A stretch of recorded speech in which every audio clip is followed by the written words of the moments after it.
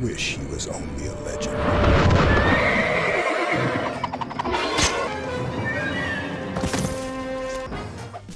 Hey, welcome back guys. This tutorial we're going to talk about masking transitions, and here's a little example of what it's going to look like. He's done.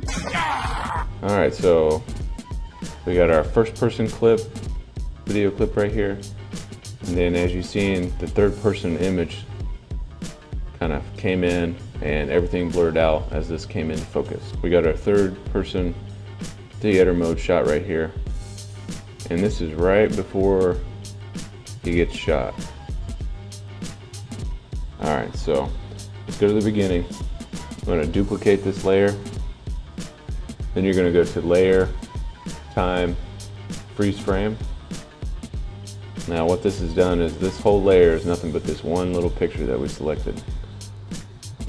Now this little marker here, you can make little markers if you slide this over, these over. This is where I want the picture to start coming on. So let's hold shift and slide that image over. Now what we need to do is make a mask around this character. So you're going to select the pen tool and then kind of zoom in and just start cutting him out. This is kind of tedious, so I'll fast forward a little bit.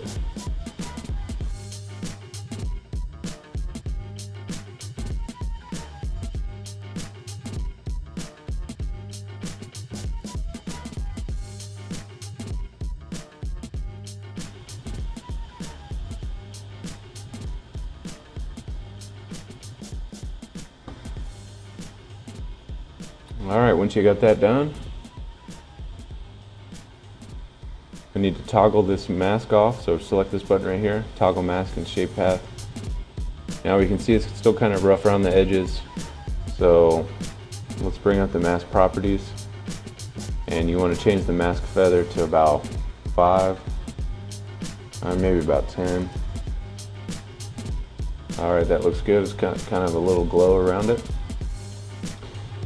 Now what we're going to do is go back to the selection tool, and we need to keyframe the position and the scale. So let's bring up the transform properties. We're going to set a stopwatch at the beginning, and for scale also we're going to adjust the scale up to 300%, and we're just going to set this off to the side. That's out of the frame. If you ever get this little picture, that means you double clicked on the layer. You can just close that out. Now we only want this transition to last about 1 second, so here's the 10-second mark. Let's move over to a little bit after 11, and we're gonna trim the right side, so alt right bracket. We also want this clip to be trimmed at the same spot, so alt bracket there.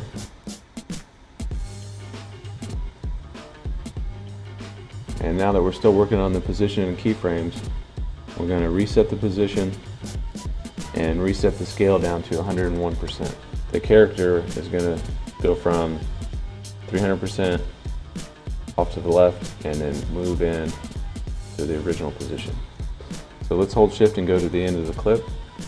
Now we want to slide our video footage over, again holding shift, so make sure it snaps to the proper area. Now what you can do to advance the frames is just press page down or page up, and it'll just move one frame at a time. So you can see it's going to go right to there and switch over to the next. Now we still need to smooth this. It drastically cuts from one video to the next. So we're going to blur out this bottom clip. As the character comes in, we want this to be blurry and this to be sharp, and then we're going to reverse that. Now as this character moves in, we want this whole background to become blurry.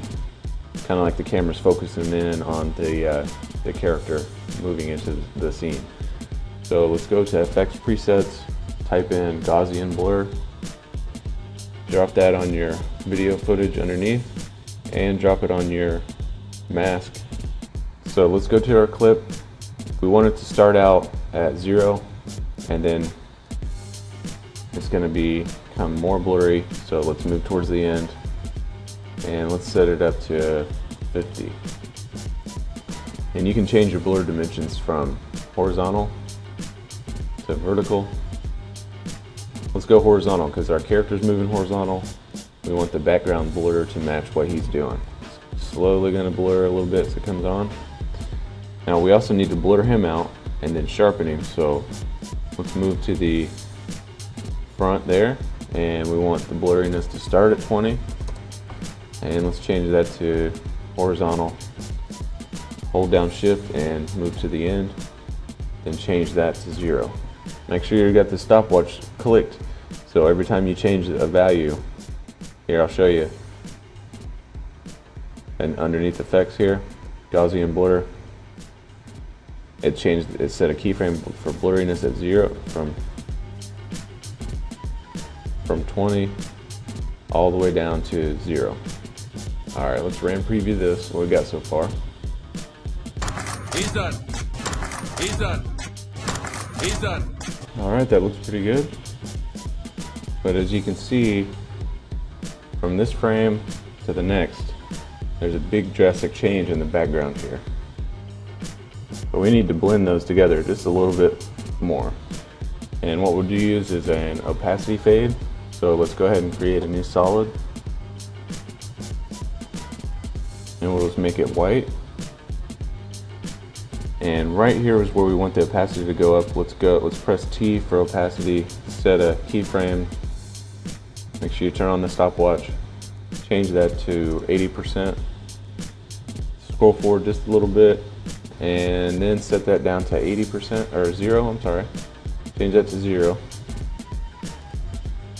And make sure you're not even using any of this in your composition, so it's good to trim everything down. So Alt right bracket, that just keeps everything more organized.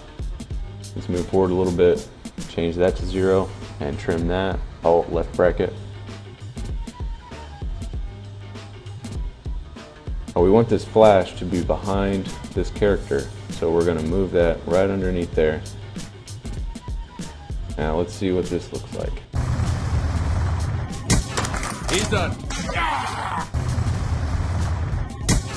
He's done. So the last thing I'm going to do is I'm going to slap a color correction on there.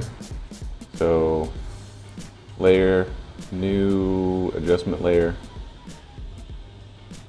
Then just look in my animation presets here, and let's put orange glow on there.